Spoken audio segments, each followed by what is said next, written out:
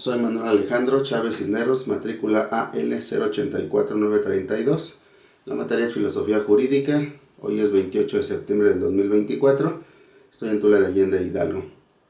Vamos a dar respuesta a unas preguntas del proyecto integrador. La primera dice: ¿qué importancia tuvo la ONU en la Declaración Universal de los Derechos Humanos de 1948? Lo identifico con esta primera imagen. Pues lo primero es que respaldó y replanteó el tema de los derechos humanos, así como su aplicación y difusión universal de manera efectiva. ¿Por qué? Pues lo que hizo fue promover un nuevo orden mundial, promotor de los derechos humanos, con valores sobre los que se construye o se construyó la dignidad humana. Y también esto lleva a una sensibilización para lograr una sociedad más libre e igualitaria. La segunda pregunta dice: ¿cómo se define el constitucionalismo? Lo identifico con esta segunda imagen. Bueno, pues el constitucionalismo es el creador de mecanismos de efectividad y reparación en las violaciones a los derechos humanos, y se encuentra pactado o está dentro de los tratados, convenios o pactos. ¿Qué es lo que hace? Obligar a la persona que los firma y que esté de acuerdo con dichos controles, y además garantiza el cumplimiento y ejecución, así como la prevención y restitución en caso de violación.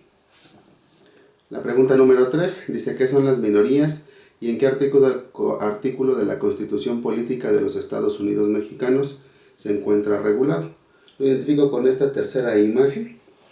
Bueno, pues son grupos de personas que no forman parte de las directrices que dicta la mayoría, por lo que se encuentran en una desventaja.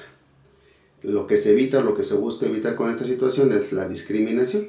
También podemos considerar, como lo hice en la imagen de ilustración, pues son los pueblos originarios que se basan por usos y costumbres, pero que también tienen derecho a estos derechos.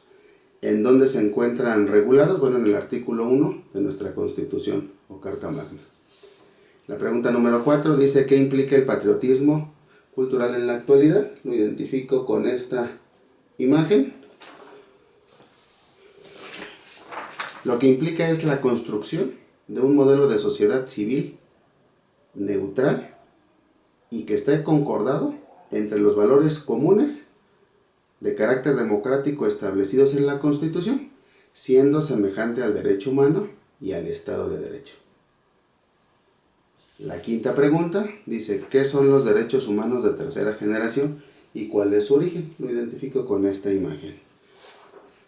¿Qué son los derechos humanos de tercera generación? Es la actualización más reciente que se ha tenido los derechos humanos en cuanto a su impacto con las comunidades, y están focalizados en determinar la relación que guardan con el Estado.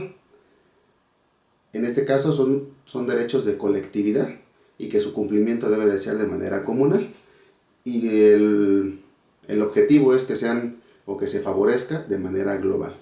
Nos referimos en caso del medio ambiente, consumidores y solidaridad. Ahora, ¿cuál es el origen? Pues el origen es la primera generación, que fue en el siglo XVIII y fue derivado de los movimientos armados en Estados Unidos y Francia.